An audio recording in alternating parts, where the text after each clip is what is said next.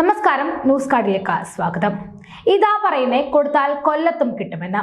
അടിക്ക് തിരിച്ചടിയുമായി യൂത്ത് കോൺഗ്രസും കളത്തിലേക്ക് ഇറങ്ങിയിരിക്കുകയാണ്. നവകേരള സദസ്സിന് എതിരായ പ്രതിഷേധത്തിനിടെ അടിക്ക് തിരിച്ചടിയുമായി യൂത്ത് കോൺഗ്രസിന്റെ പ്രവർത്തകർ. മുഖ്യമന്ത്രി പിണറായി വിജയന്റെ നേതൃത്വത്തിലുള്ള നവകേരള യാത്രയ്ക്കെതിരായ കരിങ്കൊടി പ്രതിഷേധം കൊല്ലം ജില്ലയിലും തുടരുന്ന യൂത്ത് കോൺഗ്രസ് പ്രവർത്തകർ ഇത്തവണ അടിച്ചോടിക്കാനെത്തിയ ഡിവൈഎഫ്ഐ പ്രവർത്തകരെ അതേ നാണയത്തിൽ തന്നെ നേരിട്ടു. കയ്യിൽ വടികളും പെപ്പർ സ്പ്രേയുമായി എത്തിയ യൂത്ത് കോൺഗ്രസ് പ്രവർത്തകരും ഡിവൈഎഫ്ഐ പ്രവർത്തകരും കൊല്ലം ബിഷപ്പ് ജെറോം നഗറിൽ വെച്ച് നേർക്കുനേർ ഏറ്റുമുട്ടി.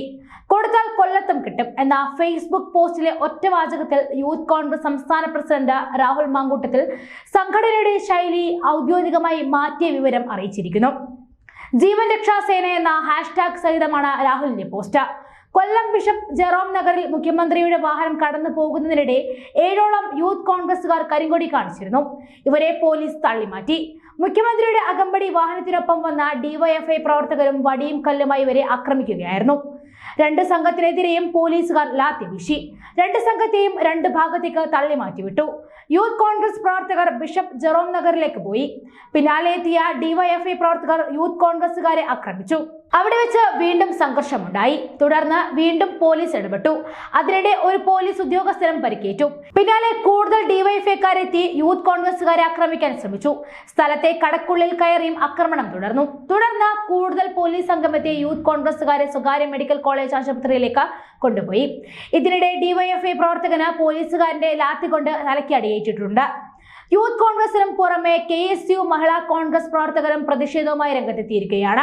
ആനന്ദബലീശ്വരം ക്ഷേത്രത്തിന് സമീപം മഹിളാ കോൺഗ്രസ് പ്രവർത്തകർ കറുത്ത വസ്ത്രമണിഞ്ഞ് നവകേരള സദസ്സിന് നേരെ കരിങ്കൊടി കാണിച്ചു. കരുനാഗപ്പള്ളിയിൽ കരിങ്കൊടിയും കറുത്ത ബലൂൺ കരിങ്കൊടിയും ഉയർത്തിയ യൂത്ത് കോൺഗ്രസ് പ്രവർത്തകരെ പോലീസ് അറസ്റ്റ് ചെയ്ത് നീക്കി. ചവറയിലും പ്രതിഷേധവും അറസ്റ്റും ഉണ്ടായി. കരുനാഗപ്പള്ളി, ശക്തികുളങ്ങര എന്നിവിടങ്ങളിൽ മുൻകരുതൽ എന്ന നിലയിൽ യൂത്ത് കോൺഗ്രസ് KSU പ്രവർത്തകരെ പോലീസ് കരുതൽ തടങ്കലിലാക്കി.